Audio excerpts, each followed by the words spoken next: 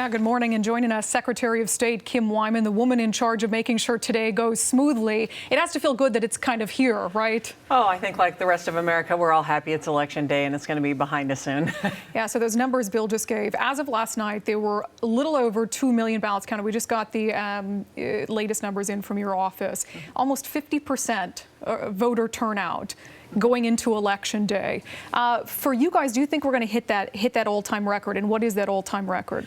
Well, it was the 2008 presidential election, and it was 84%, I believe, that year. So I do 85%, and I do believe we're going to be close to it, and I hope we break it. Right now, we have 52% of the ballots back statewide. What do you attribute that to? Why do you think it is? I mean, people were excited in 2008. I mean, that was certainly an election that had a lot of momentum, had a lot of people talking. That's obviously the case this year. Do you think it's that heated presidential election that is to credit? Oh, absolutely. It's a cyclical nature of elections, and most people vote in a presidential year only. So we always see the highest turnout, and I think this year I like to think we're going to break a record.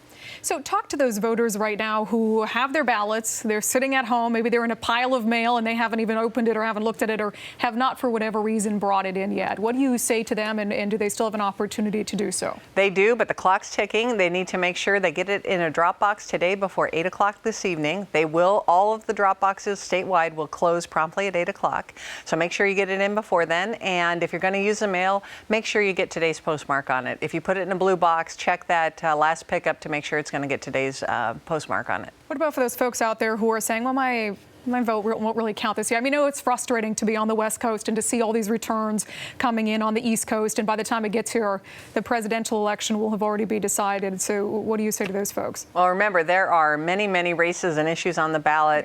Yeah. Some of them are local. We have, county commissioner and council races in some counties. We have judge races.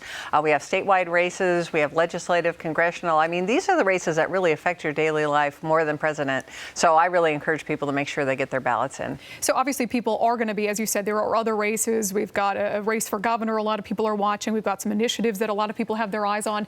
What time today might we see those first indications of where some of those races are falling? In the statewide way, in our state?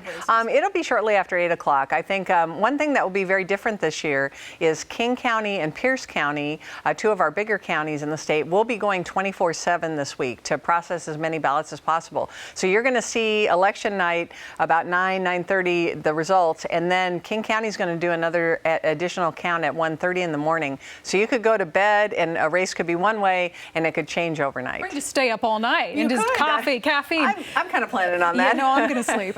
So one more thing, this is an election where there's been a lot of talk about a rigged system, about maybe your votes not counting or not counting towards who you put them for on the national stage. That's been a point of conversation. So for folks who are worried about that, who are worried that their ballot isn't going to be counted or it's not going to be counted for who they want it to be counted for, what do you say to them as Secretary of State?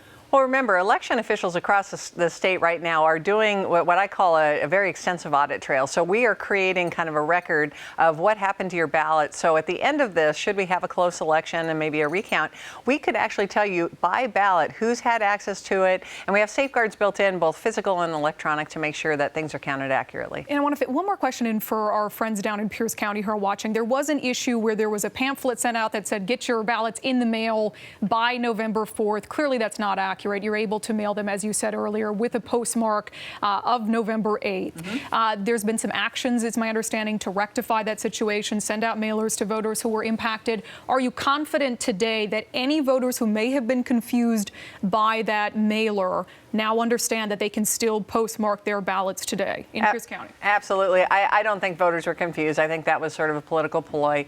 And, voters understand that was really to try to get voters to turn them in early, make sure they get that postmark. 2 years ago, 11,000 ballots statewide were rejected because they didn't have today's postmark on it, or election day's postmark on it. So it's imperative, and we just want to make sure every ballot counts, and that's what Pierce County was trying to do. Absolutely. So if you're in Pierce County watching and you saw one of those mailers, you can absolutely get your ballot in the mail. Just make sure, everyone make sure that it's postmarked by today. Secretary of State Kim Wyman, we appreciate your time. We know you've got an election yourself this evening, so good luck to you. Thank you very much. Right. Casey, back to you. Still ahead, our Election Day coverage continues as millions of people continue dropping off their ballots all across the country. In fact, we're tracking a record number of early voters statewide and also checking in at the Pierce County Annex, where local voters are dropping off their ballots last minute.